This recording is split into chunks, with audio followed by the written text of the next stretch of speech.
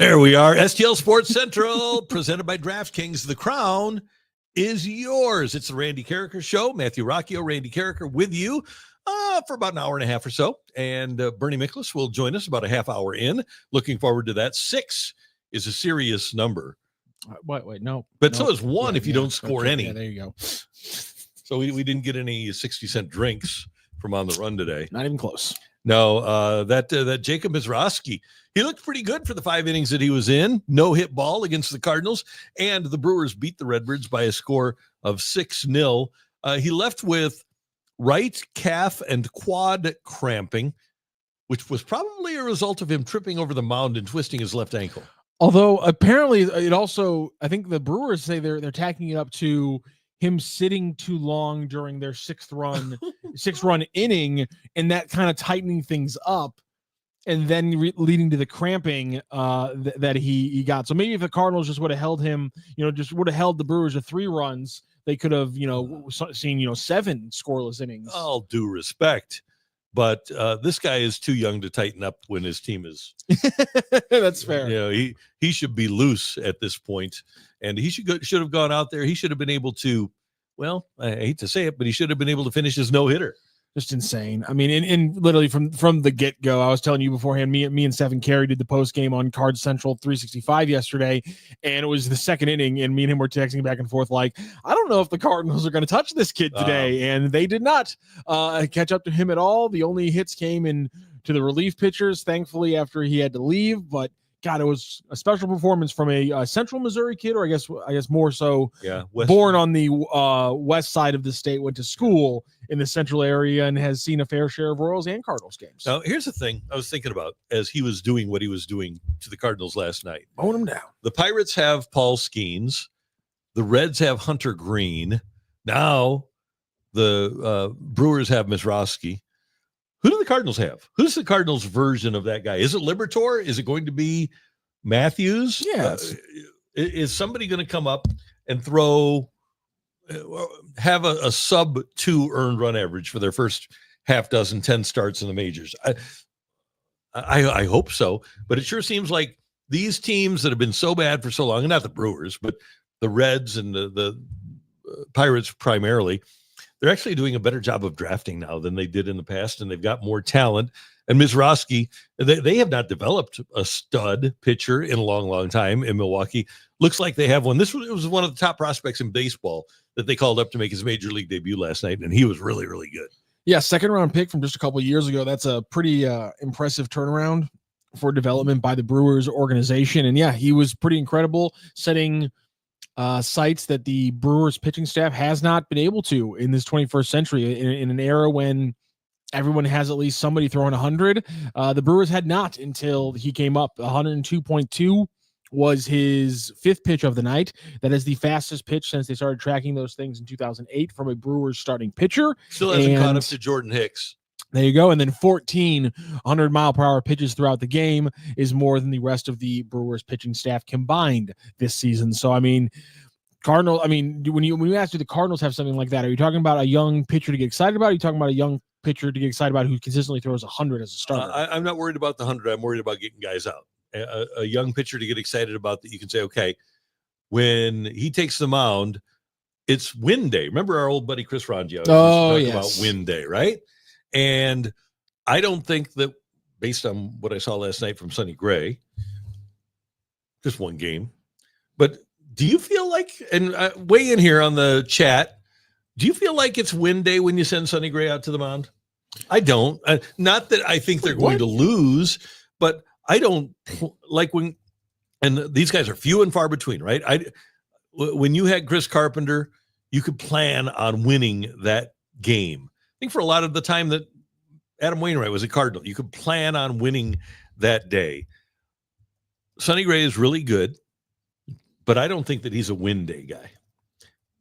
And Skeens, with a good team, if Skeens is a Cardinal, I think you're saying win day. Yeah, you are, but I mean, I just think Sonny Gray's been fantastic this season, and we talked about it yesterday.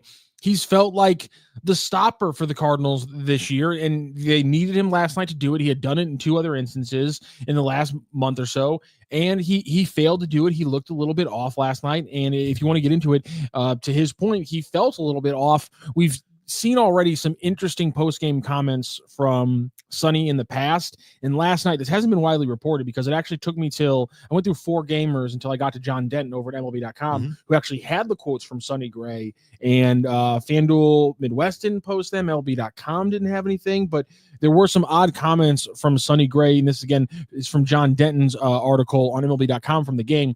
I just didn't feel right and didn't feel comfortable. Like I said, I felt like I was just getting by, and then it unraveled on me. And then at the very bottom of the article, I don't know. It wasn't good. I wasn't good. We weren't good, and we're not playing good. Just nothing good. And Jim Hayes this morning on the Lou Info Information Network with Cam Jansen on Hot Take Central pointed out that when Sonny Gray was then asked, how do you get it fixed? His response was, I don't know right now. For a guy that's been around as long as he has, he seems to be bewildered, and that's kind of troubling. You would like to have and you don't always know. Waino went through some of the same things where he said, I don't know. But you would hope that Gray could give you an answer, but it's just not there. Some of your chats, and we appreciate them. It's only win day when he's at home. That's a good point from Duvey. Every time he pitches poorly, he says, I don't feel right. Excuses. Well, I think that he's not wrong, though. He's a guy that has not felt right a lot. I was telling Matthew before the show, there was a game. He's really anal about his preparation. And so like last year, there was a game, and I think the order was they got rained out against Milwaukee. He was supposed to pitch against Milwaukee, pitch against the Mets the next day instead because the Milwaukee game was rained out. And John Denton has a great relationship with him. And he got rocked. And John asked him, he said, was it hard to prepare because you hadn't prepared for the Mets? And he said, yeah, I just was completely out of sorts because I didn't have time to prepare for the Mets. I was ready for the Brewers. So he's one of those guys that really is, it's necessary for him to have a ton of preparation and not have anything go wrong. And if he doesn't feel right, I would guess if he's got a sore ankle or a sore knee or something like that, he gets completely out of sorts and doesn't pitch through it. Yeah, and that's not what you want to see. That mentality doesn't seem like it has the win day kind of feeling of a stopper or an ace. Oh, no. You know, He's feels, not. you know, come on. I know. I thought you were kind of breaking away from that. I thought we were slowly working you towards Sonny Gray can be an ace for this team. Dude. To Eric Sontag's point, Cardinals are 11-3 with Gray on the mound this season. It's just a bad night last night. I do feel like they're going to win every game with him. Lost my bet last night though. Eric Sontag from the Domesticated Gamblers. Yeah. Again, for me, when you're paying a guy $25 million, like the Cardinals are paying Gray this year, not that this is a Cardinal thing. It's not a Gray thing because money does not make a player perform better. Okay. So let's start with that. The Cardinals are paying him ace money. Okay. This is a guy that when the chips are down, number one, in talking to people from New York, apparently he was beside himself in New York when there was pressure. It's a different place to pitch than anywhere else when there are a ton of expectations. But for his career, he's really fine before the All-Star break. 61-48 with the 3.54 before the break. 49-45. The ERA actually goes down to 3.48 in the second half. But the kicker is September and October. September and October, after he has winning records throughout in his career, 14-20 with a 4.07 earned run average in September and October. His earned run average is 304 in March and April, 365 in May, 383 in June, 386 in July. Then it comes back to 281 in August. But in September, when traditionally it's the toughest month, his one-loss record, I know a lot of you don't like one-loss record, but it is what it is.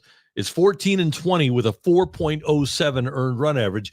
That means that his ERA is a third of a run higher than his previous high month. And he's just, I give him credit. I mean, here we are, we're in mid-June.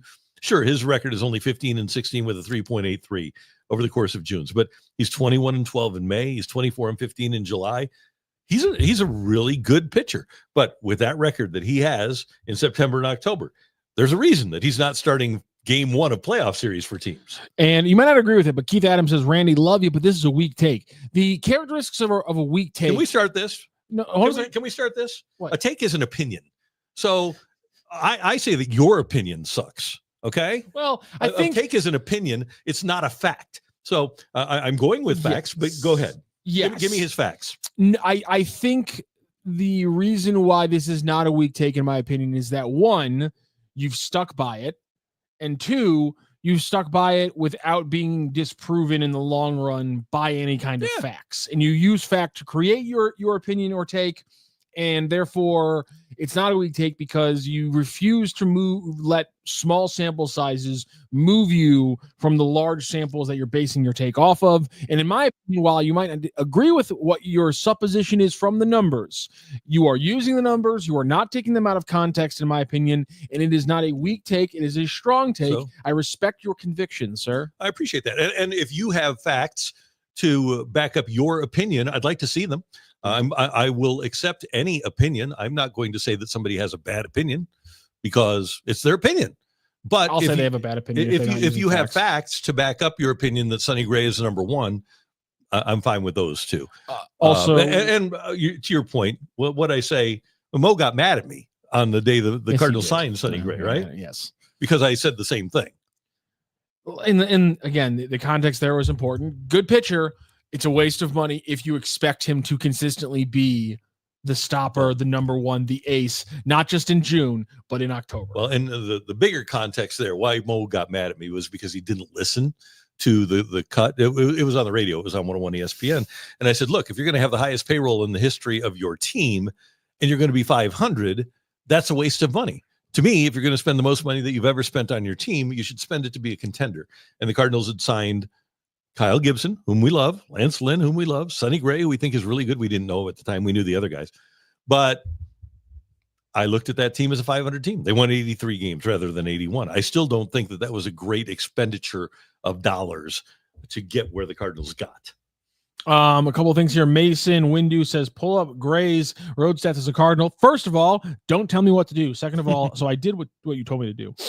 In the first season with the Cardinals 2023, it was pretty much even, but since then it has been very bad these last two seasons. So in 2023, it was a 2.87 and a 2.76. 2.76 in at home, 2.87 away. So that was only his second year. Sorry, right? 2024. My bad. I had been looking at 2023 and I was like, he was here. No, it was only 2024. So last year, 2024, his home starts, his ERA was a 2.79. His away starts was a 5.20. That's 16 starts to 12 starts, by the way. So not that much of a difference. So almost a double ERA by Sonny Gray. And it's pretty much been the same this year in 2025. God, this is only his second year here. That's insane. For some reason, I thought it was 3 years ago. That situation with the Cardinals being mad at us seems like it was much more recent than that. And this year, 9 starts at home, a 2.85 ERA, 5 starts away, a 5.88 ERA. So both instances, we have a sub-3 ERA at home and a sub-6 ERA away for Sonny Gray in his year and a half plus with the Cardinals. And Keith, I do appreciate you checking in with the 7-2 and the good ERA this year. I think that obviously, I know what you say is valid for this particular year. I am looking much bigger picture, and I'm somebody who wants his team to win at the highest level. And I've seen what an ace for a playoff team looks like and performs like, and I just haven't seen it from Sonny Gray. So that's my thought process there. I just I respect your opinion a lot based on what you've seen this year. But I just can't go there and say, okay, yeah, the guy is an ace because he's having a really good start at the age of 34 for a team that is now in third place in their division. Yeah, that's completely fair. Ellipsis 150. I'm not going to say that somebody has a bad opinion literally seconds after saying Keith's opinion sucks. Here's my thing. I think you can't have a bad opinion. If your opinion is an opinion about something subjective, but you're using objective things to get there and your objective facts are wrong, in my opinion, That's a bad opinion. Well, here's my thing. Your opinion sucks was A joke. That was sarcasm. That was not meant to be a fact. That was like I am rubber, you are glue. Whatever you say bounces off me and sticks to you. That's what that was. So that was total sarcasm. And I was just saying, yeah, hey, you see my opinion sucks? No, your opinion sucks. That's exactly what I was doing there. Okay. There are such things as bad opinions. I don't know why people don't say that. Come on now. Joseph Polaster, I am more concerned about Libby, McGreevy, Palante. Are they a good staff going forward? That is our concern, right? Because you only have Sonny Gray for this year and next. This year, you don't have, after this year, you don't have Miklasz. You don't have Eric Fetty. You probably don't have Mats. So you're looking at Palante, Liberatore, Matthews, Roby, maybe Hentz as a starter, maybe Leahy as a starter. The big key for the Cardinals, they aren't a World Series team this year, but if they're going to be a World Series team in 27, and I think that's probably what they're gunning for, they're hoping for, is for those guys to be good. That is the key. You hit the nail on the head. How good is Liberatore going to be? How good is McGreevy going to be? How good is Palante going to be? How good is Matthews going to be? How good is Leahy going to be? How good is Roby going to be? You need to have two front of the rotation guys. And you know what? If McGreevy can pitch the way he has pitched at the major league level, small sample size, but they always looked at him as a number 3. If he's your number 3 pitching the way he has already in the majors, you're going to do some damage.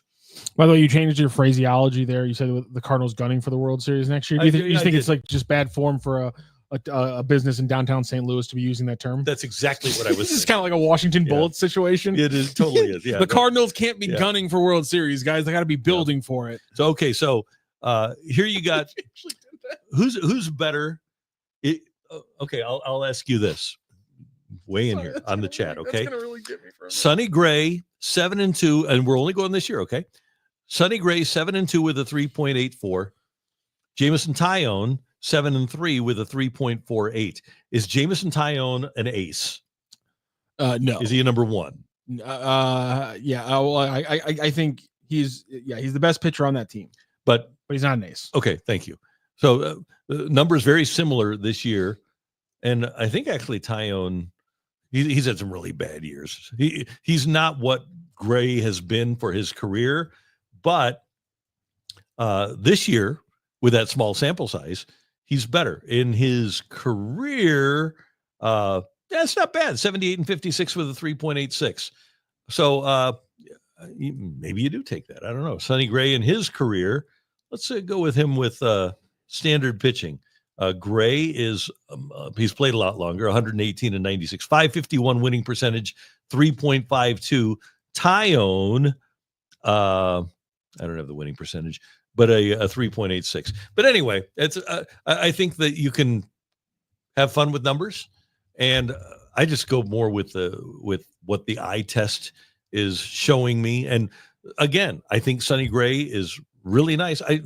And people get upset when I say he's not an ace, but that's my only thing. I just don't think that he's a number one. Appreciate it though.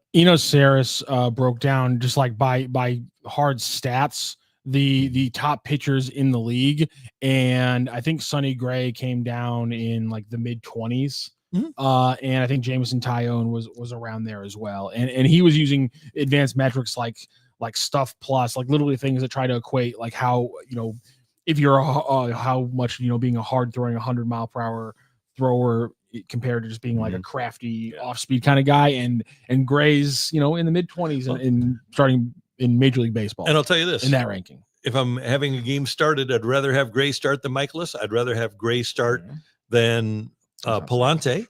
I'd rather have Gray start than Fetty. And I think I'd probably rather have Gray start than Matt. So right now I'll take Liberatore. But and for the future, I definitely take Liberatore. So I think that he's there. Now, Andre Granillo makes his major league debut last night, along with Mizrachi. Granillo goes 2 2/3 scoreless. And one of the interesting things about it, you'd think that, okay, in this guy's major league debut, he would wind up striking somebody out. Didn't have any Ks, but he was really effective. Yeah, he was. I really have been excited to see him since the get-go. We're going to be talking to Bernie Miklasz later on. He had a bunch of comments, articles, videos talking about bringing him on. He brings that strikeout stuff. To your point, he didn't get a strikeout, but nonetheless, 2 2/3 of really solid work from him. I really think this is a guy that they can get here, and all things go well, there's no reason he should be back in Memphis at any point this season. Well, if you are giving runway, and now you're behind Milwaukee, you're in third place in the standings, and Leahy, if he's compromised, I don't know if he is. Maybe he just needs a rest. He needs a rest. But I would not be averse to them giving a look, and maybe not this weekend, but giving a look to Granillo as a leverage guy, not your closer, but put him in a leverage situation in the 7th and 8th and see what happens. That's what Whitey Herzog always did. He did it against good teams. He'd say, hey, let's see what you got. Remember in 82, he brought up a little side-arming right-hander, number 44, Jeff Keener. Remember him? First game in Montreal, leverage situation. Keener comes in, major league debut, and shut him down. This is stupid that I remember this, but I just have to. You know what? The one I remember, I'll try to make this a little more recent. 2012, Eduardo Sanchez gets brought into a save situation and strikes out the side, and I was absolutely geeked for this kid. I was like, this kid is going to be electric. Everything's in the mid 90s, and he does like nothing else after that. But to your point, I'm pretty sure it was his major league debut, and he struck out the side. Better than Roel Ramirez. Remember him with the against the White Sox a few years ago? That was not. Oh yes. Oh my God. Yeah, you're right. Okay. COVID year. Yes. So, Jeff Keener from Southeastern Illinois College in Harrisburg, Illinois. He was born in Pana, Illinois. I didn't know he was a local guy. If you're watching, hope you're doing okay. But major league debut at Montreal, June 8th of 1982. So you're trying to win a world championship, and you win a world championship. Whitey brings him in. He throws an inning and a third, gets 2 strikeouts, and the Cardinals wind up winning the game in 12 innings, 5-4. And let me get to the play-by-play of how Keener got into this game, because if I'm not mistaken, it was a really high leverage. It might have been an extra innings, high leverage situation. Here you go. You have a 2-2 game, bottom of the 9th in Montreal. They were good. And Jeff Keener starts the inning, strikeout, pop out, ground out. Then he comes back in he doesn't come back in the 10th. So hold on, Jeff Keener. Oh, okay. Wow. His first, here's the way that Jeff Keener's career started. Terry Francona, now the manager of the Cincinnati Reds, leads off the inning against Steve Muir with a single to left. Andre Dawson with a single. Jim Cott comes in, and Al Oliver bunts the runners over. So you got second and third. Cott walks Gary Carter, bases loaded. Warren Cromartie hits a ground out to get a force out at home. So you got bases loaded, 2 out. Tim Wallach, really good right-handed hitter at the plate. Whitey Herzog brings in Jeff Keener for his major league debut, and he gets the strikeout. I like that. I like seeing what a guy can do in a leverage situation. All right, here's what I got from my guy. Eduardo Sanchez makes his major league debut on April 13th of 2011 in a 15-5 win over the Diamondbacks. He gets the last 2 innings, and he strikes out 5 of the 7 batters he faces. And then 3 days later in game 2, he faces off against the Dodgers in the 9th inning, strikes out the side completely. And 11 days later, he picks up a save. Eduardo Sanchez picked up 5 saves for the Cardinals in the first couple of months of 2011. Amazing. And then pretty much never did anything. And it was again. He and Salas, right? Yes. I think he got put in there because Salas falls apart right out of the gate in 2011. Unbelievable. I love that. Jason Mott winds up getting his opportunity.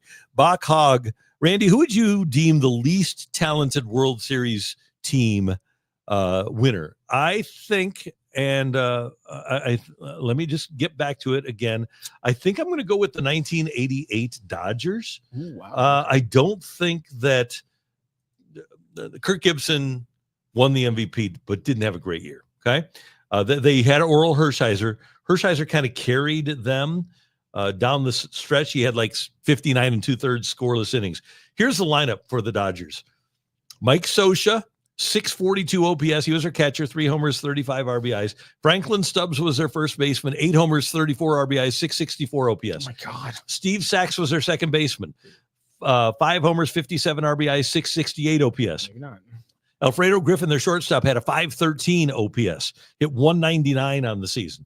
Jeff Hamilton, their third baseman, had 6 homers, 33 RBIs, a 620 OPS.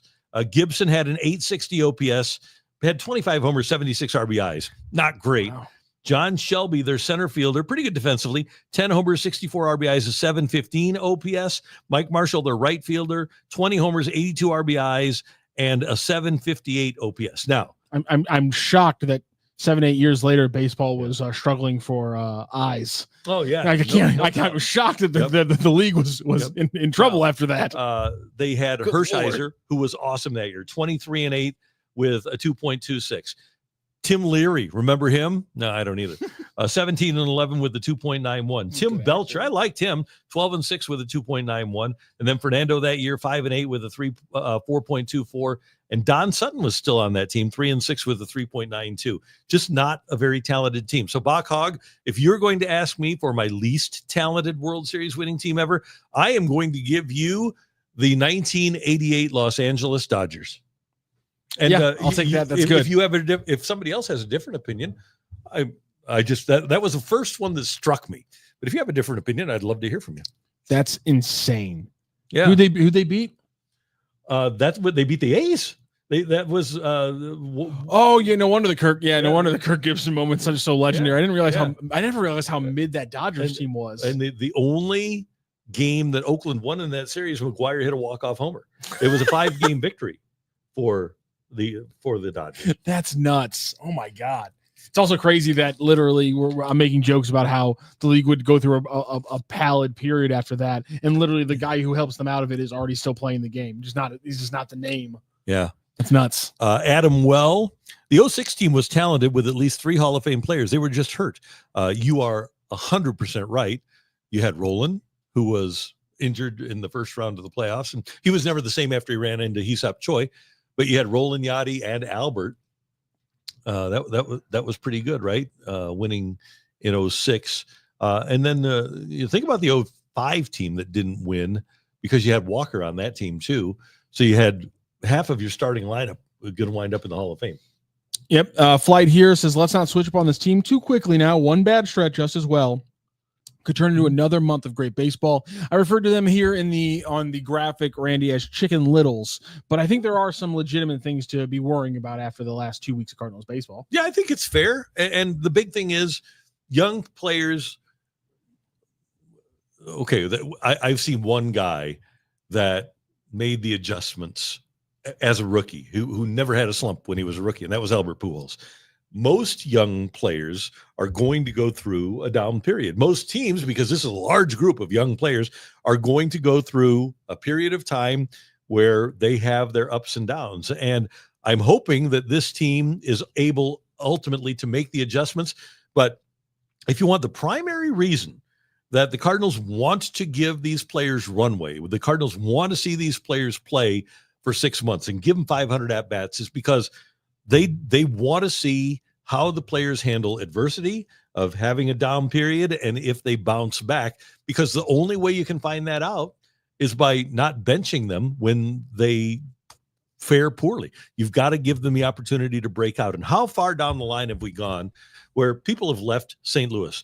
Colton Wong left St. Louis. It seemed like whenever I went into a slump, they would bench me or send me down. Randall Grichuk, I could have 3 games and have 6 hits, but if in the 4th game I went over, I'd be looking over my shoulder.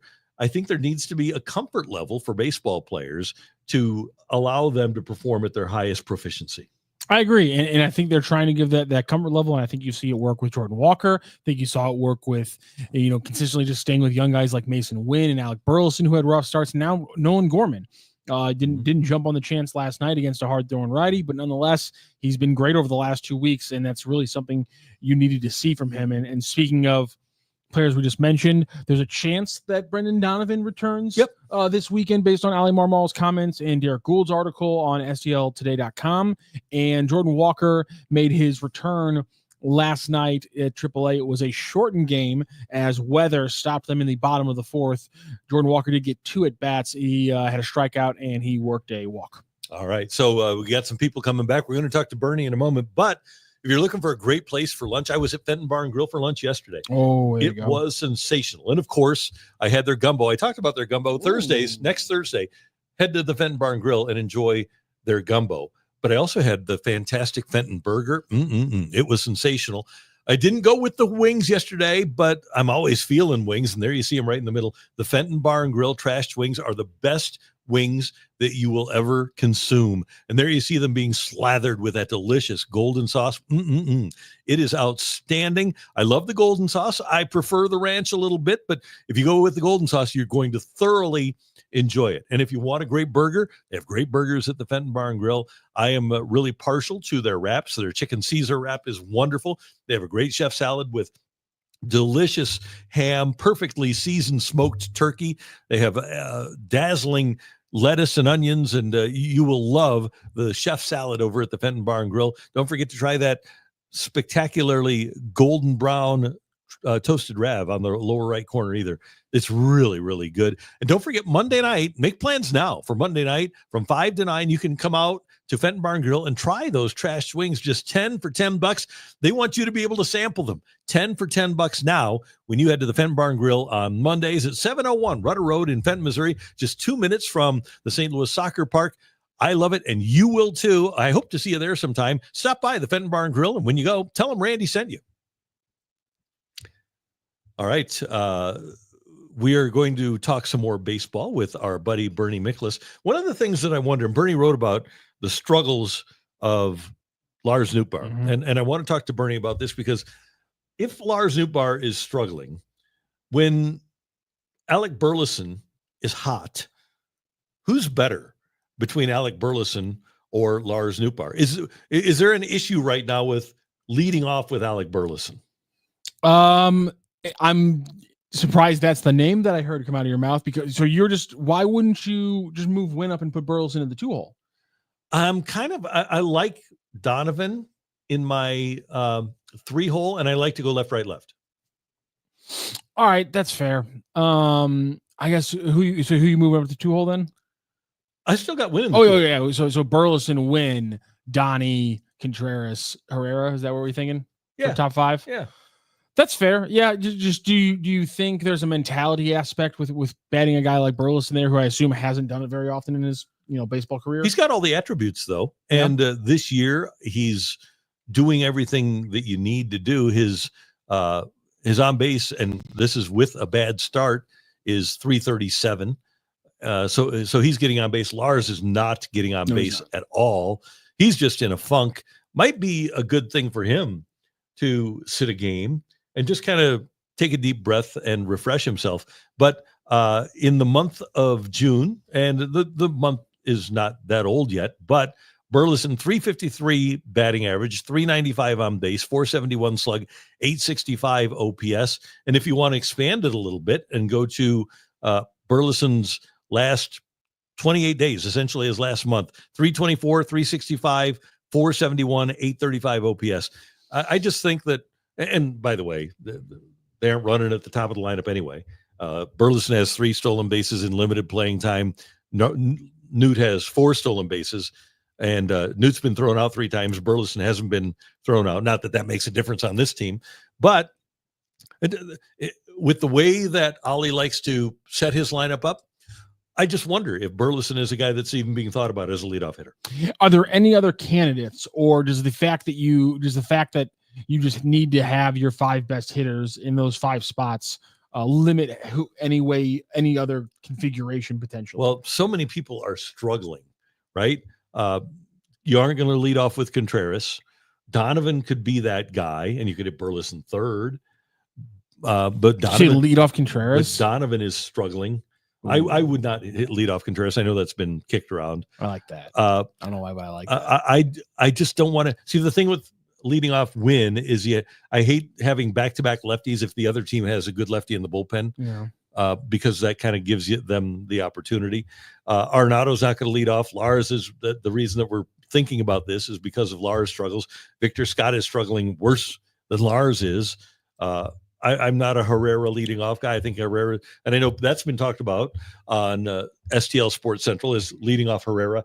But I'm a big proponent of having guys that set the table and then guys that clear the table. And I think Herrera is a table clearer. I think he's a number 4 or 5 guy.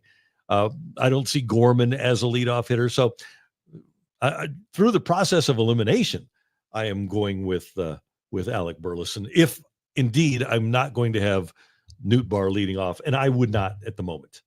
I think one of my favorite things about the new era of baseball was about 7-8 years ago when everyone was very mad, but everyone slowly accepted that your best hitter maybe should be batting in the 2-hole instead of the 3 and 4 spots, and everyone hated that. And now we're getting to the point where what's the word? Fluffy. We'll call it fluffy. I remember the comedian Gabriel Iglesias said, "Fat. I'm fluffy, not fat." Where fluffy guys can be leadoff hitters now. I like that we're in an advanced era of baseball. Thank you, Kyle Schwarber, you beautiful, beautiful chubby man, for leading into an era of baseball where you don't have to be fast, and you can be fat and bat 1 and 2 holes. Yep. I love that. Yeah, and that's just not my style of baseball. Growing up with Whitey Ball and having people that could actually steal a base and steal a run and manufacture a run for you, rather than sitting and waiting for a home run. That's nothing wrong with Kyle Schwarber. You'd like to have him on your team. I'm just somebody who likes to have that leadoff hitter that gets on base and steals a base, and especially in the late innings, like the Cardinals scored a run last week with Mason Wynn getting on, and they were able to score a run without the benefit of the hit. That's just it's all just what I like. The numbers are probably better or as good for a guy like Kyle Schwarber, but I'm somebody who's a set the table, clear the table kind of guy. Yeah, your mama doesn't like it because they don't like clogging up the base paths on a team that doesn't hit home runs. Yeah. Not about stealing, it's about being able to score from first or second, or moving from first to third. I think that's fair, and that's exactly right. Because except for Victor Scott II, the Cardinals really don't utilize their athleticism in terms of stealing bases, and a lot of teams don't. Even a lot of teams that you wouldn't perceive as analytics teams don't run a lot. The value of the out has become so much greater. Oh, we only have 27 outs. Well, sometimes you have to try to score a run. And like you said, even if you can't hit a home run, maybe hit and run and try to get a runner from first to third and set something up so that you have a runner at third with less than 2 out. That's what this team's going to have to do. I feel like building the lineup so that it accentuates small ball. Again, it's going to sound like I'm talking about the 80s Cardinals, but small ball offense and defense is going to be how this team wins. And I feel like continually building your lineup to accentuate those things is a smart way to go about things. I think that the Cardinals should put AstroTurf in. Oh God. You're trying to kill these players. That'd change things. All right. Do you, I want to know what you think of this chat that we can't be a fan base that only shows up for a 90-win team. Have the last couple of years shown or told you that we are a different fan base than either we perceived it to be or than we made ourselves out to be? Well, I certainly think we're a different fan base than we've made ourselves out to be, because there's a lot of people in St. Louis who unironically say phrases like best fans in baseball. And I think that's a ridiculous phrase, and I don't hold it against. I don't like to criticize how people choose to be fans, unless we're talking about like bandwagon fans or everybody needs bandwagon fans. That's fair, but I'm more talking about those people who are magically somehow fans of Duke basketball, the New York Yankees, the Green Bay Packers, and the Los Angeles Lakers. How are you fans of all these teams? I don't know, but you are. Those kind of bandwagon fans, I will judge how they are fans. But everyone else, I try not to. So the fact that there's a group of St. Louis fans starting in like 2019 who thought that the payroll wasn't enough and that they weren't spending enough money and they weren't putting enough effort into building this team, and so therefore I'm going to pull back my efforts as a fan. I actually understand that, and again, I'm never going to criticize somebody because I was a Rams fan. So at this point in my life, if somebody says my ability to be a good fan is to actually not show up and support them because I don't agree with what ownership's doing, I cannot disagree with that way of being a fan.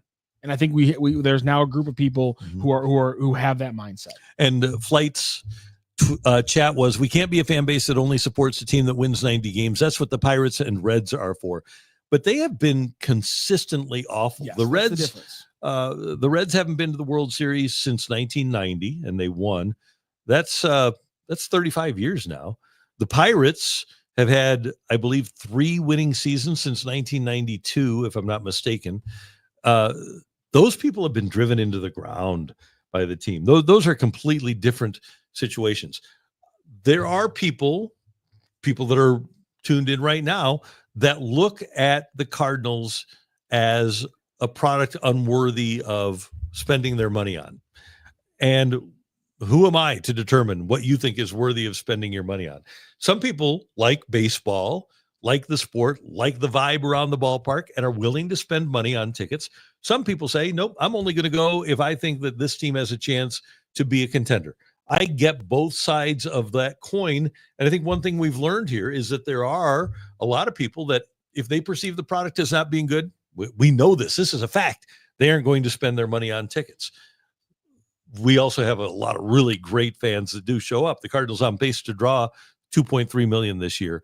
I just, I think the perception of Cardinal fans, which by the way, wasn't a real thing until 1987, when Peter Ueberroth came to town, Cardinals drew 3 million and said, hey, this is a miracle of modern sport, that a market of 2.5 million people drew 3 million. And then Tony Gwynn said, yeah, these are the best fans in baseball. And Peter Gammons went on ESPN and said, yeah, these are the best fans in baseball. Cardinals didn't start this. The Cardinal fans didn't start this. It was national people. It was players that started the best fans in baseball thing. But you know what?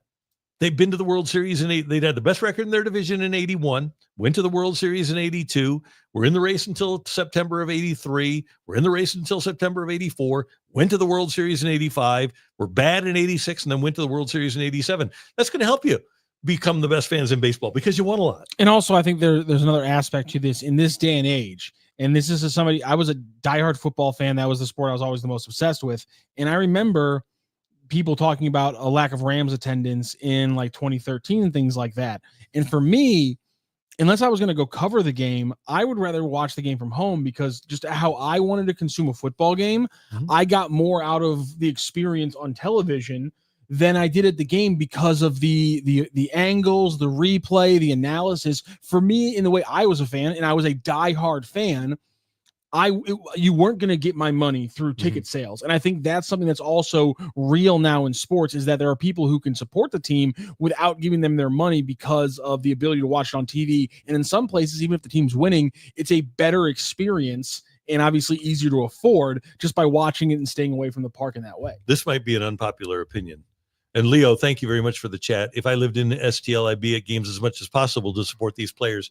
And that's kind of the way I am too. But if and I've told you this before and you didn't believe me, but if somehow magically we would get an NFL team back, if the Bengals would come to St. Louis for 2026, and I was a season ticket holder from 95 through 2015 for the St. Louis Rams, charter PSL holder, bought tickets. As a matter of fact, my last year tickets were like $150 a pop. So I was spending a lot on tickets for a bad product, but the TV product with the NFL is so good now that I would much rather watch a game on TV than be at the stadium. 100%. Yeah. I can't pull away from it. Part of it's now that we have, what the heck's the network with all the games all the time? No commercials. Scott Hansen, Red Zone. Thank you. I had the tagline, but not the name. Yeah, it's Red Zone's a blast. And it's just maybe that was the dome. Maybe that wasn't a good viewing experience. Maybe it would have been differently at different arenas, but for me, or stadiums, for me, it was just watching the game at home with football is just, it's not even comparable. And it is, and listen, I'll say it's different than with baseball, because baseball is a more of a community kind of thing. You're going there, you're hanging out with friends, you're talking, but that's you're what walking season ticket around. holders become. Football, that the one advantage that you have in going to the stadium is the communal aspect. Having the meal beforehand, tailgating, right? Getting there real early, having the meal, watching the other games on TV if your team is good and you're playing in the 325 window. The community aspect of knowing everybody around you, because for those 9 or 10 games a year, you see them for a Sunday. So you know everybody around you. That's the way we were in section 414 at the Dome. And then the other part of it is just being able to experience hugging somebody that you don't even know when something great happens. That part of it is a cool deal. But all of that stuff to me now is secondary to being comfortable at home. Yeah, and Leo says in-person baseball is much more comparable product to TV. NFL on TV is vastly superior to in-person. But at the same time, and this is going to be very cliche, but I also don't like going to baseball games as much because in person, as watching it at home, because there's just so many lulls in a baseball game, even with the pitch clock and things like that. There's still so many more natural lulls that I kind of want the ability to like look at my computer. You can do that with football too. There's a lot of lulls in football, but that's what I'm saying. But I'm at home. I know that already. Right. This is why, even though, because I'm acknowledging the difference with football isn't as stark with other sports. You Mama says football and hockey are better on TV, baseball and soccer are better at the parks. There's no doubt about that, but there still is an aspect of just because of how easy it is to watch things at home. I do usually more often than not want to watch sports at home. And again, it's not just because of the community aspect. A lot of the times it's just because the game's easier to see on TV. There's no bad angles. Mm-hmm. You go to a soccer game and you might be watching the game with a little bit of sun and some shade, and it's kind of hard to tell who's who on the field. You don't really ever have that problem when you're actually watching it on TV. Now, Space has an interesting chat here, and you can weigh in on this, Matthew, better than I can because you went to Mizzou. He says even college football feels more communal than the NFL. I thought going to Rams games that everybody was into it and it was a community. But is there a difference if you and the person sitting next to you both attended the university? Does that make it more communal? It's absolutely different. Now, I will admit I've only been to two Mizzou games since I graduated in person. Wow. I have not been back to campus very often since I went to Mizzou. Loved my time there, made a lot of memories, and I now have very little interest in reliving any of those memories, and so I do not go back to Columbia, Missouri for that reason. And so I haven't been to a lot of Mizzou games. Now. Yeah, I thought yes. Okay, figured thank you. I had to. So I haven't been to a lot of Mizzou games, but that feeling is undeniable. And when I was there for my last game, I snuck into the student section despite being 3-4 years graduated at that point. Electric, undeniable. I put it in my veins again. Like that's the one drug I could OD on. Is that feeling of being back in the student section during a football game. It doesn't compare to anything else. Bill Downton, love my Cardinals, but have been to a lot of college games and way more affordable. Affordability is a big thing. Even at the U.S. Open, we talk about the $12 beers or however much beer costs at Busch Stadium at the U.S. Open this week. Beers, I think, are $11.95. Wherever you go, if you want to get drunk, you're going to pay.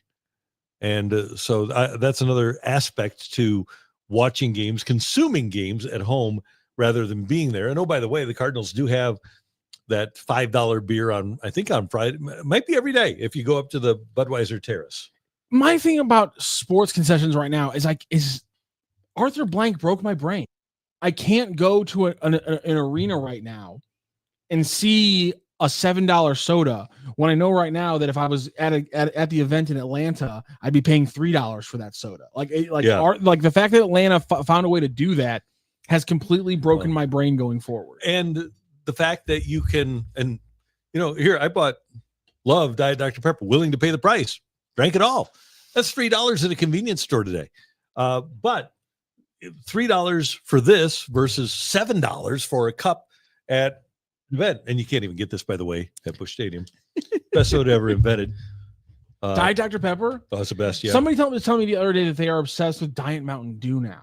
Nothing wrong with Diet Mountain Dew. I've had it. That's good. But Dr. Pepper, man. So my doctor even said that he's addicted to Diet Dr. Pepper, so it's got to be good for you, right? Anyway, that's one of the things about tailgating before a football game, though, is that you can eat and theoretically be full and not have to spend $9 for a slice of cold pizza or $7 for a bad hot dog. What you make is great food outside. Same thing at Mizzou. You make great food outside and eat at your tailgate, drink at your tailgate. And then hopefully they'll let you bring in at least a bottle of water, but $6 for a bottle of water. But if you're a beer drinker, then it can be It can be pretty rugged out there. Hey, I want you guys to know, and gals to know, and I know that there's some gals listening too, about what's going on with our friends at DraftKings, because the crown is yours. And if you want to do DraftKings Pick 6 today, download the app and then just use that promo code that you see right there, STL Sports. And if you're going to try to make games be better and more watchable for you, well, there's absolutely nothing better you can do than downloading the app from DraftKings Pick 6. And if you want to hang in on the basketball game tonight, for example, and you're looking for something to make it a little bit more entertaining for you, then just go to DraftKings Pick 6 and take a look at what they've got with the NBA. Tonight, you can go with Halliburton to go with more than 15 points. They're at home again. He's usually pretty good at home, so go with Halliburton to come up with 15 points, and then maybe take a look at what's going on the tour. How about Rory to be over 71.5 today? That'd be pretty good. So I'm going to go with that. Halliburton more than 15.5, McIlroy more than 71.5 strokes.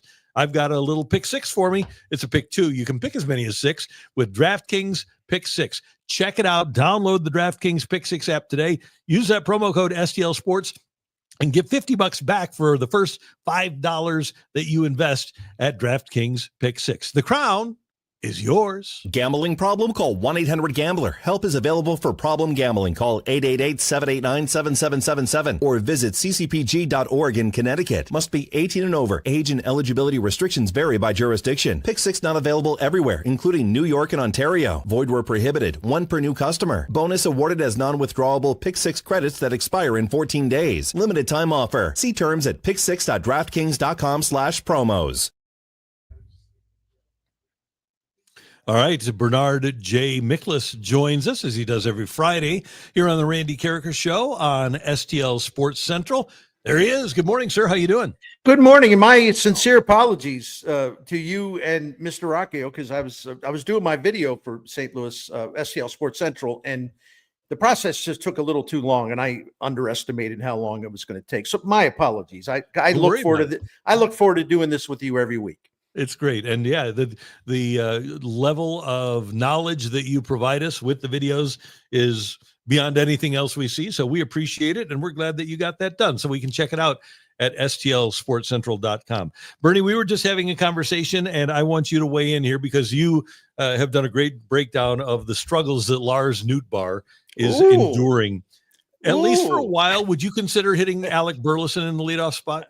I would consider hitting anybody but him in the leadoff spot.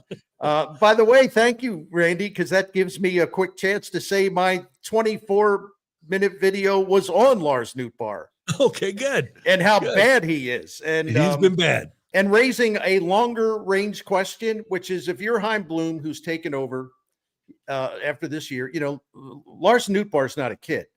He'll be 28 in September.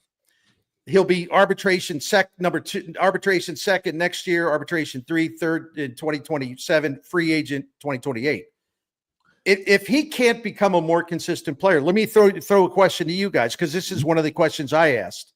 If he can't become a more consistent player, he's a pretty good hitter, even when he's like doing well. He's pretty good. He's not great. He's a pretty good outfielder, not great. Do you think Bill DeWitt and Chaim Bloom are going to invest a ton of money in a pretty good player? Well, no. And especially because they have Chase Davis on the way, and Chase Davis is getting closer, and they like what he's doing at the minor league level. They've got Burleson. He could play left. And Bernie, I brought this up.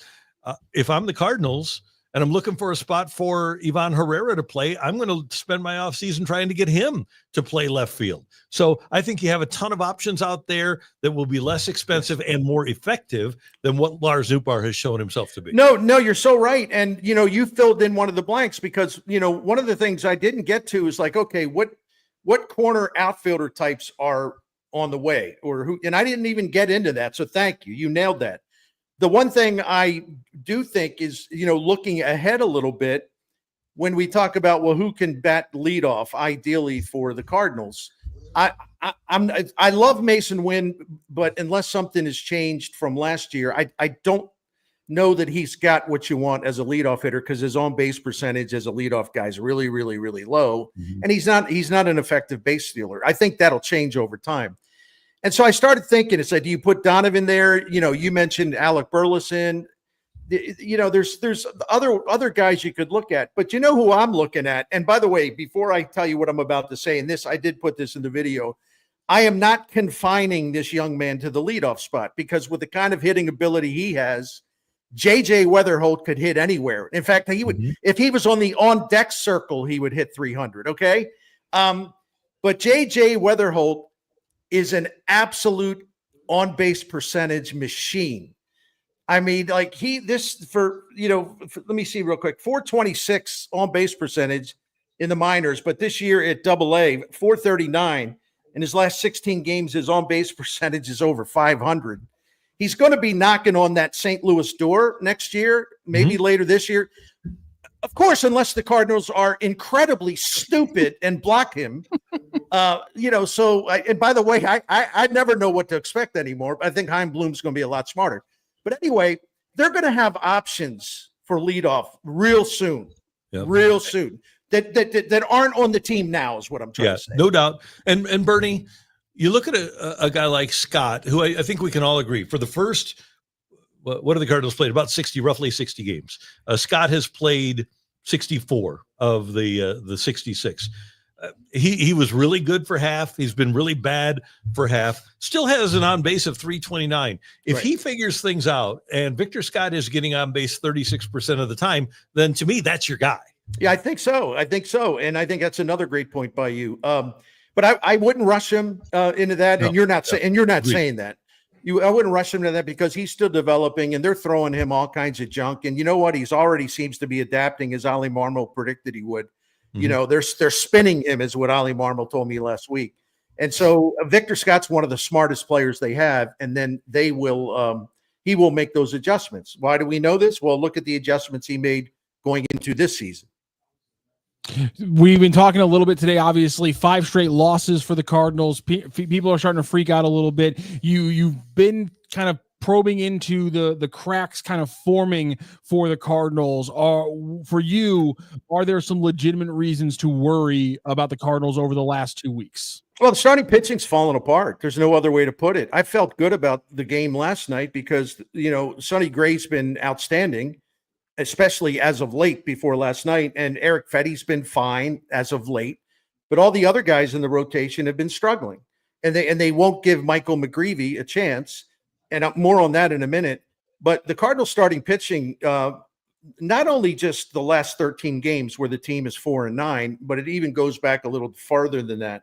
I mean, their ERA is over 5 as a group, and that's with Sonny Gray pitching well before last night.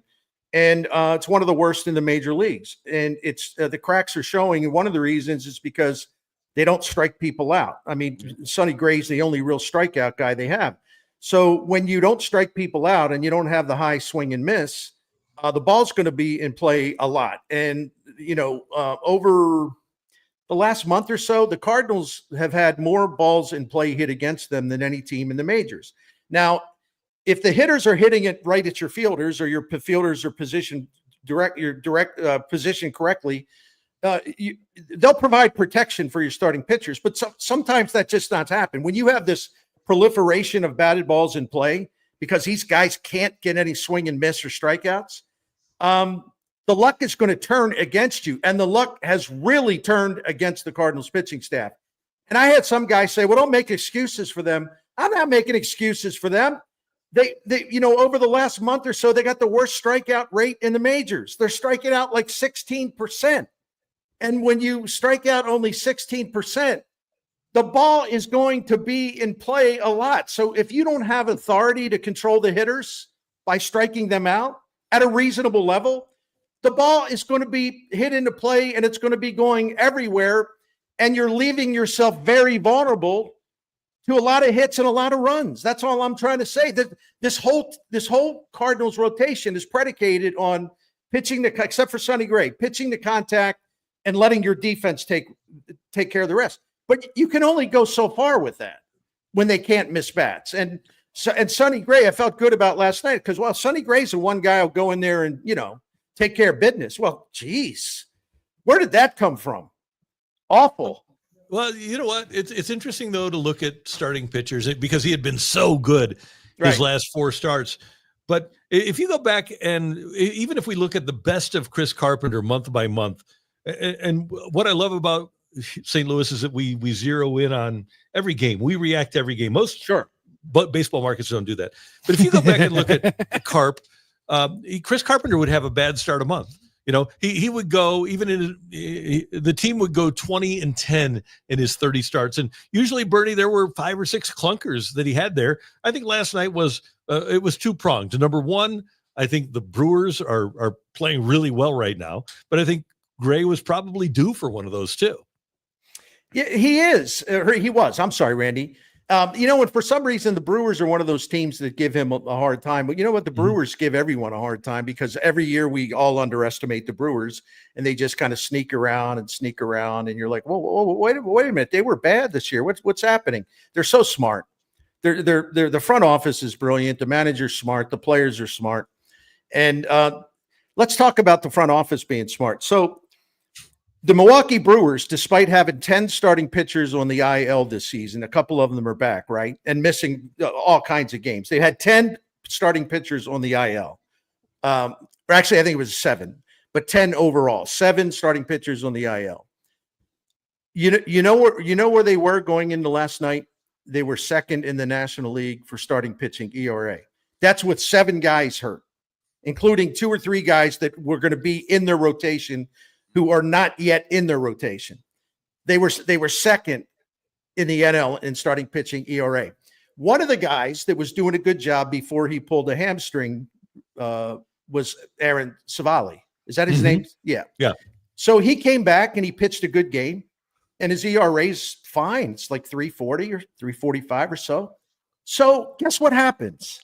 They've got this big horse down in AAA, just lighting it up and pitching great. And even though they had the second best starting pitching ERA in the National League, and even though the guy that they say, hey, you're going to the bullpen, was pitching well, they call up this guy and plug him in. The Cardinals are like, oh, no, we can't do that. Oh, we love McGreevy, but hey, let's not get carried away here. We can't rush it. Like, what? Seriously, what? Where is the fracture in the thinking here? If first of all, the Milwaukee Brewers are a hell of a lot smarter than the St. Louis Cardinals. That's why the Brewers have owned the Cardinals since 2017, even though the Cardinals have spent $700 million more than the Brewers. The Brewers have a massive IQ advantage over the Cardinals in terms of upper management. That's going to change with Chaim Bloom. But their starting pitching's going well. Like, their starting pitchers are good. And they take a good starting pitcher out and they plug in this monster who was unbelievable last night, the Mizzou kid. Well, not Mizzou as in the state. Missouri. So you wonder why the Brewers are smarter and better than the Cardinals? I think last night offered an example. And by the way, I'm not saying McGreevy's going to be as good as this big lurch on the mound last night. I'm not saying that. But he's better than pretty much all, but maybe, he's better than Michaelis. He's better than Palante. He's with Liberatore kind of scuffling. He's probably better than him at this minute. I understand keeping Gray and Fetty in the rotation, but what the Brewers are taking a good pitcher out of their rotation to make room for a terrific prospect. The Cardinals are like, oh, no, we can't do that.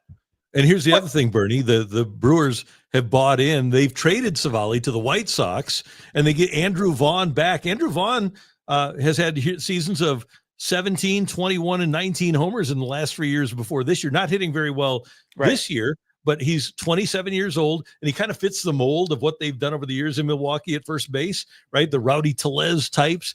And would you be at all surprised if the Brewers wind up getting something really good out of Andrew Vaughn for a guy that didn't want to be there? Plus, they commit themselves to the young pitcher in the rotation.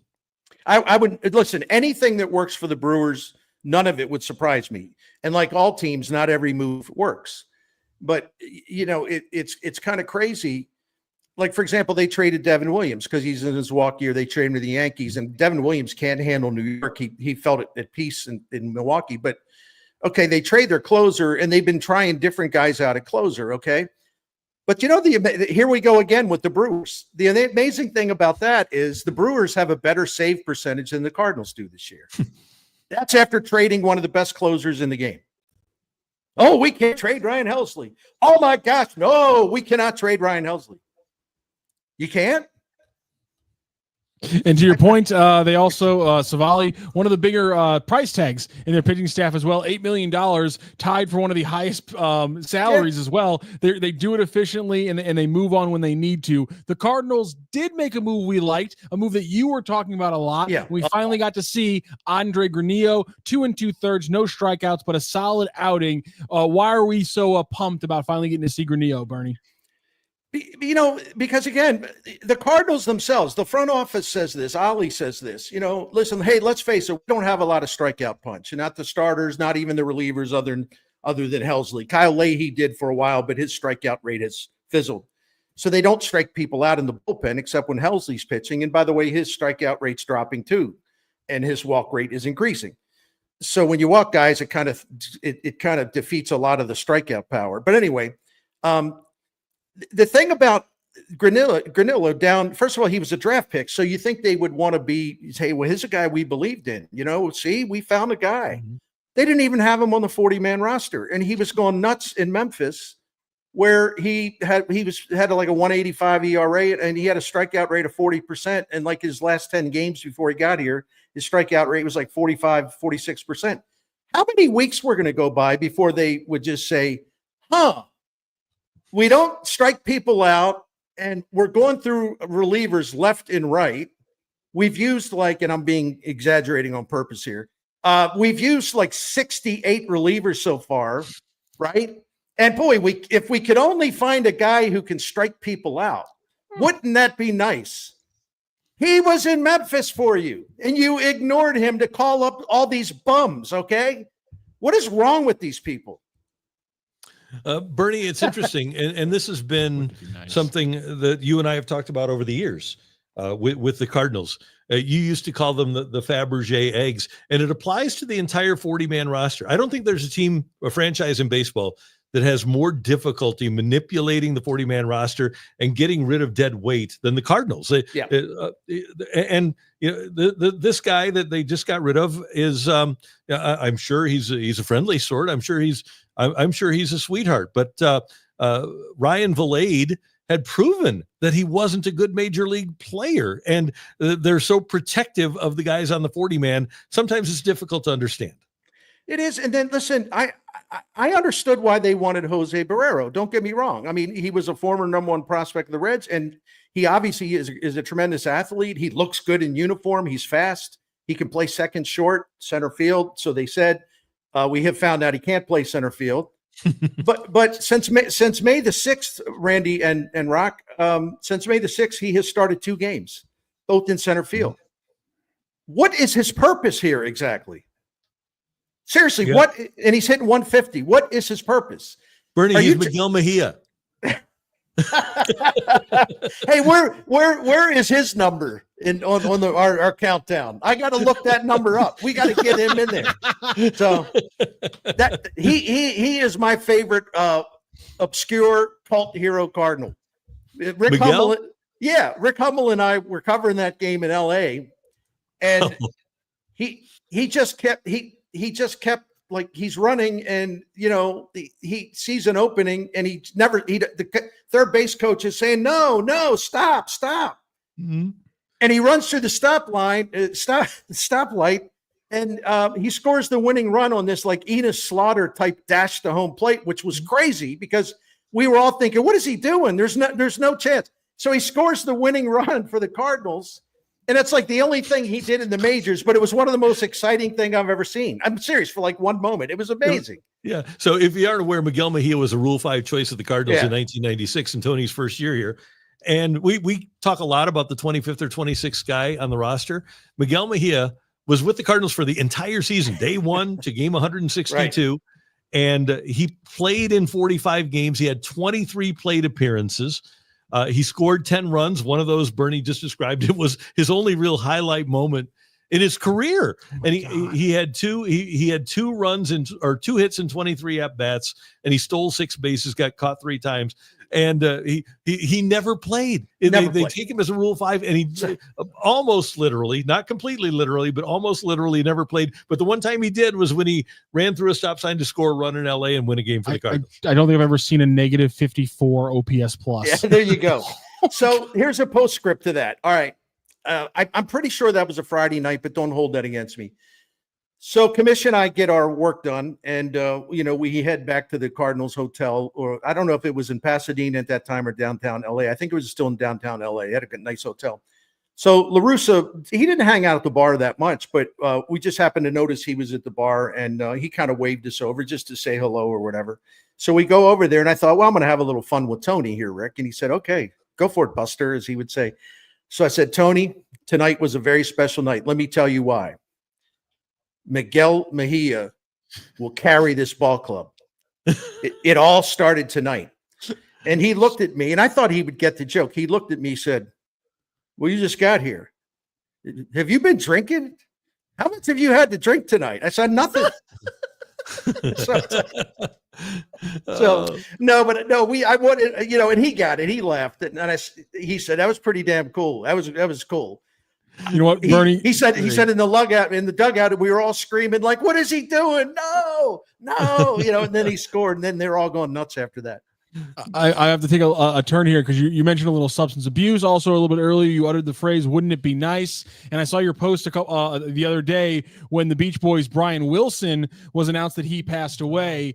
Pet Sounds, one of the greatest albums of all time. No I doubt. grew up listening to the Beach Boys because they were my parents' favorite band, and obviously just incredible. And I love your posts, and I love that you got the Brian Wilson hat. I told this story yesterday in my video. This is one of the, I don't know whether it's eerie. I don't even know how to describe it. Brian Wilson, and I know some people will roll their eyes. Brian Wilson had a profound impact and influence on me in 2 different ways.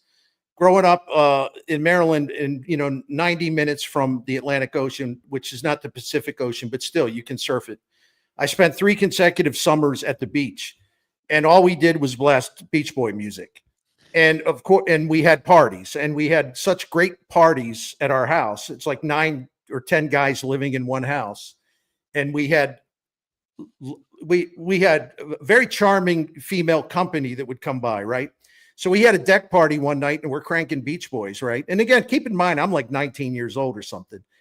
And we had this top deck. Right. And there were so many people dancing the night away that the thing collapsed.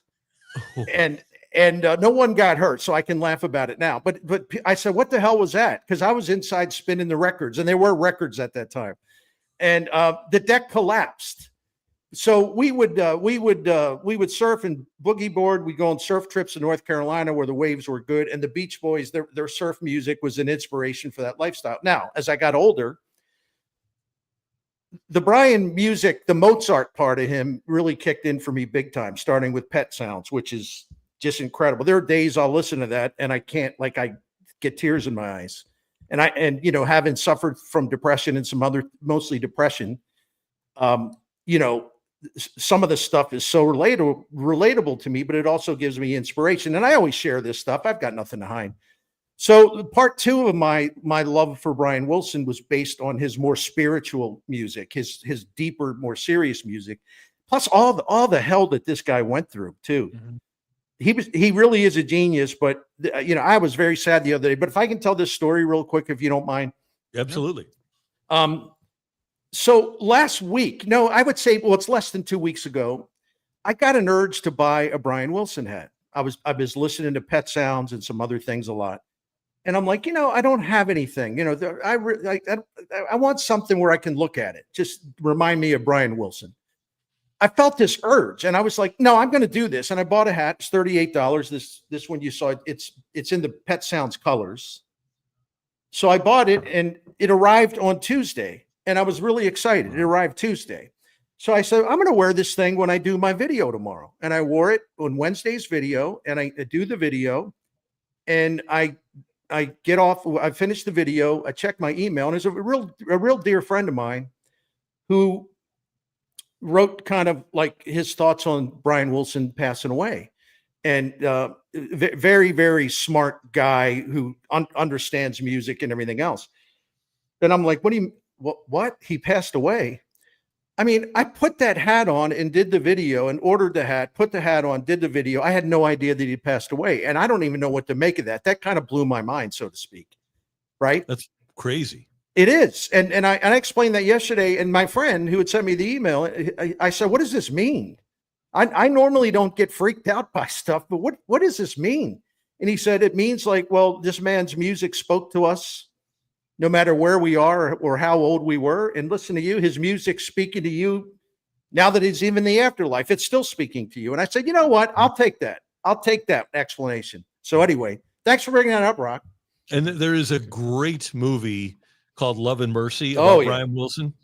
John Cusack is in Elizabeth Banks. It came out in 2014, but if you've never seen it, check out, especially if you are somebody who grew up listening to the Beach Boys like we did, like all of us did. It's a terrific movie, and just find it on your streaming service and watch it this weekend. And for me, listening to the Beach Boys with my parents, it was such a light, fun sound that I never expected to get older and then dive into the history of the band and find some extremely dark pasts for the band, and the fact that in their early days they were playing similar music, but they had a very different reputation than they would eventually have as just kind of these like light singing Beach Boys. It was some dark stuff happened to these guys early in their career, and obviously in the Wilsons' childhood, some very dark stuff. And you just don't expect it with the kind of music they put out, because on the surface it's very light and fun, but then you get into why they're doing psychedelics and their past later on, it's crazy stuff. It really is. Murray Wilson, their father, the good news about him is he loved music and he thought he was a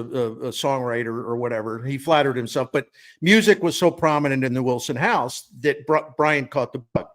And Brian was just a naturally gifted songwriter. It's unbelievable. It just started in this house in Hawthorne, California. But his father was a good influence. But once Brian Wilson started to write great songs and was getting all this critique, his father turned against him. But as a kid, Murray Wilson would physically abuse, not in a creepy nature, but in terms of physical abuse. He would abuse Brian Wilson. Mm-hmm. He beat him so hard on the side of the head that Brian Wilson went deaf in one ear. That was his own father who did that. And yet he created all this incredible music, and he only could hear out of one ear. And there were other incidents where he would swing a baseball bat or he would do something, and he would crack Brian Wilson's ribs. It was just physical abuse.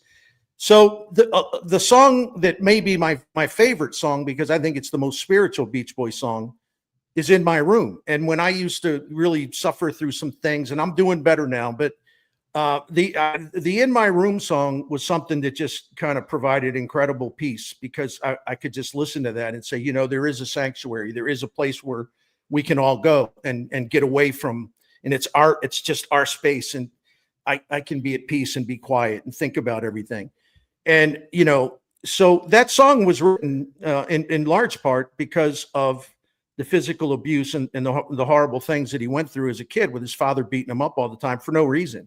I mean, Brian Wilson was a star athlete in high school. He was a quarterback. He played baseball.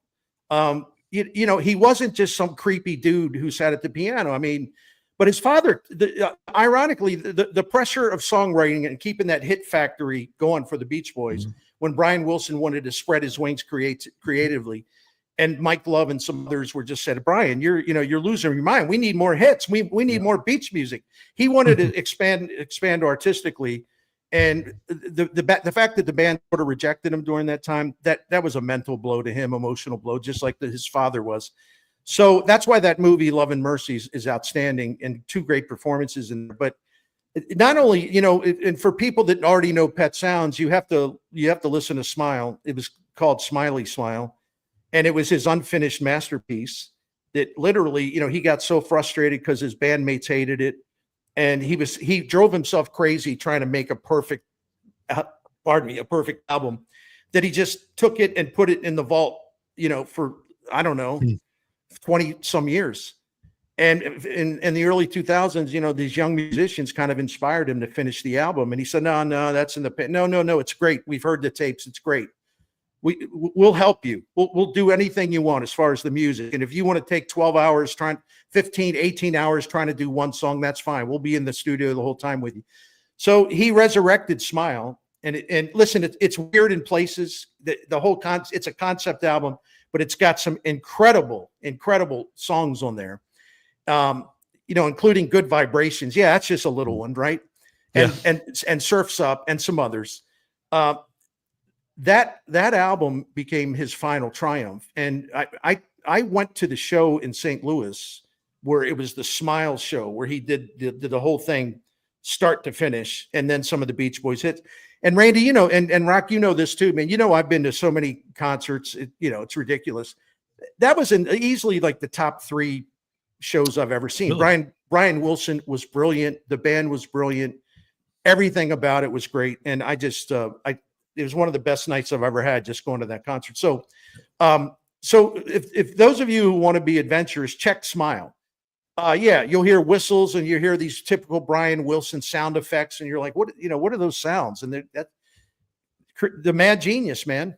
But it's great, and it gave him some happiness. And also Melinda, who was portrayed in the movie, saved that man's life. And and I think the beginning of the end for Brian is when she died. He and even though they had a bunch of adopted kids, I think he felt all alone because that was his savior. So anyway, I didn't mean to go on and on. See, Rock, you shouldn't have got me started, man. No, great stuff. And love seeing the hat.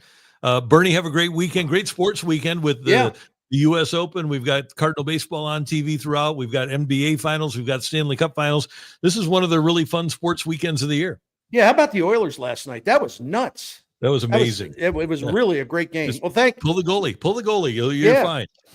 Randy, I love you, and I love coming on here with you, and I'm glad we get a chance to work together again. It means a lot to me. And Rock, you're pretty damn good too yourself, man. Thank you, sir. Appreciate that. Love you right back, Bernie. Thanks, and have a good one. We'll see you later. See ya.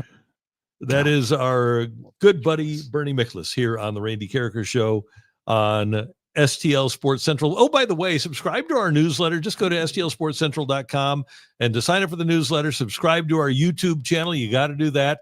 You can like the video that you're watching right now. And don't forget to follow us on all of our socials at STL Sports Central. As I look right now at the U.S. Open, Matthew, Jordan Spieth is +5.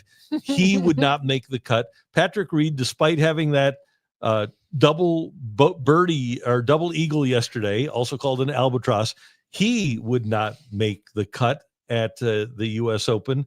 And I am searching for Scotty. Right now, Rory is one shot clear of making the projected cut is +4. Rory is at +4.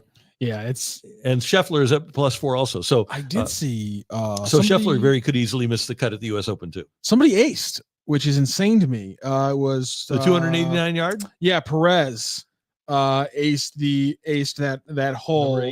Yeah, which wow. I think a lot of people is the only one that's. Yeah, it's really the only one that's hittable. Is it 8? Let me double check here. Actually, make sure it is 8. 14. Oh, okay. It looks like he was on the back nine.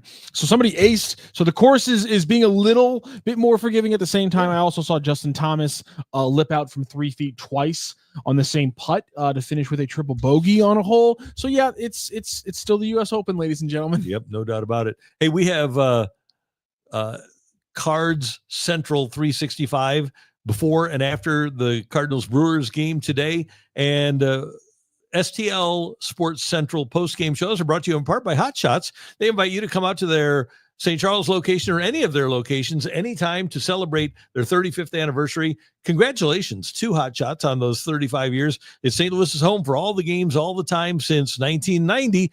Find yours at hotshotsnet.com. We are big fans of Hot Shots here at STL Sports Central. Absolutely, we are. Bernie mentioned that insane Oilers game, down 3-0 in the second, come back to tie it up 3-3.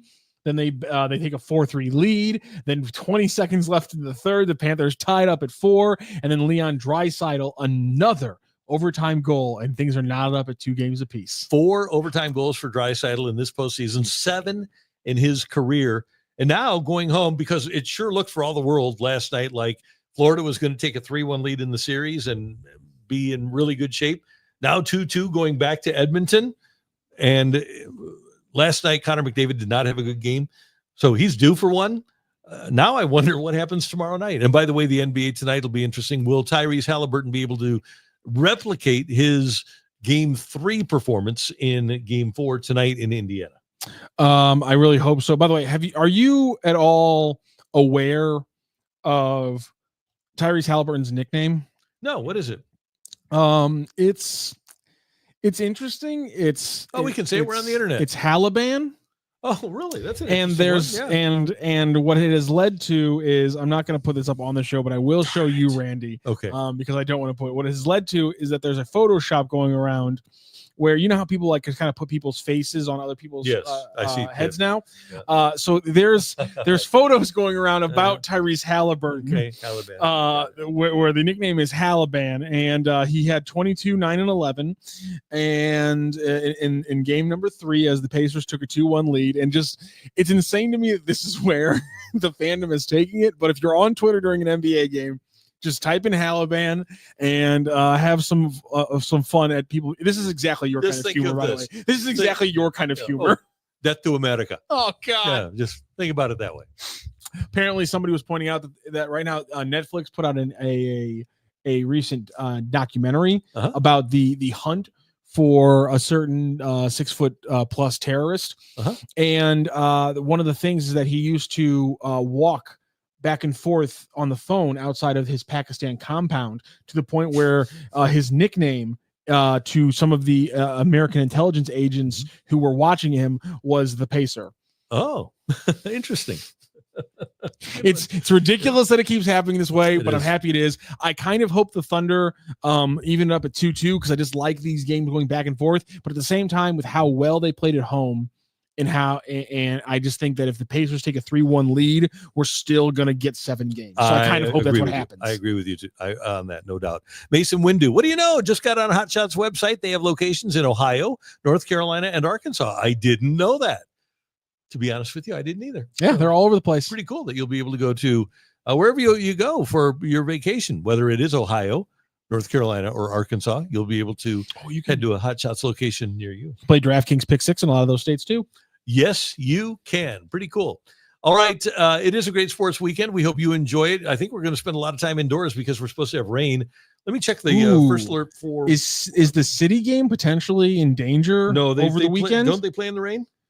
They can't play in thunder or worry. lightning because of the giant metal poles in the ground. Oh, okay. Where you kick the ball between. It's a 3:30 game on Saturday, hosting the LA Galaxy. I wonder if there's maybe some potential problems with St. Louis City getting their games over. Could be. So today, an 80% chance of rain. Let's make it 100 because it's already done that. Tomorrow, 50% chance of rain. And then Sunday, Father's Day, high of 85, partly sunny. That is second alert weather here on the radio. Happy Father's Day to all the fathers out there. Also, if you want to cry, because why don't you? If you need a good cry today, go to STLSportsCentral.com. Eric Sontag put up an article about the last time he went to a Cardinals game with his dad. Oh, yeah, I saw that. My Lord Almighty. Do not read it if you have to go into a meeting in the next 15 minutes, because you're not getting out of there with dry eyes. To that point, because my dad's the best, I just said to you, my parents raised me by playing the Beatles and the Beach Boys to the point where, and they also showed me great American classics like the Muppets, to the point where the first song by an American band that I had every single word memorized was because of a Muppets movie where they played Kokomo. The very first song I ever memorized in my entire life, walked around my house singing, annoyed my parents with, was Kokomo by the Beach Boys. R.I.P. Brian Wilson. Thanks to my dad for always playing the best music when we were in the car, because that was the Beatles and the Beach Boys. And man, I was lucky growing up with that kind of stuff. Your parents did a great job. Yes, they did. Cardinals baseball, Beach Boys on the radio. What else do you need growing up in St. Louis? Hard to beat. Hard to beat. Hey, thanks for tuning in to the Randy Karraker Show. We will see you Monday morning at 10:02. Have a great Father's Day and a great weekend, everybody.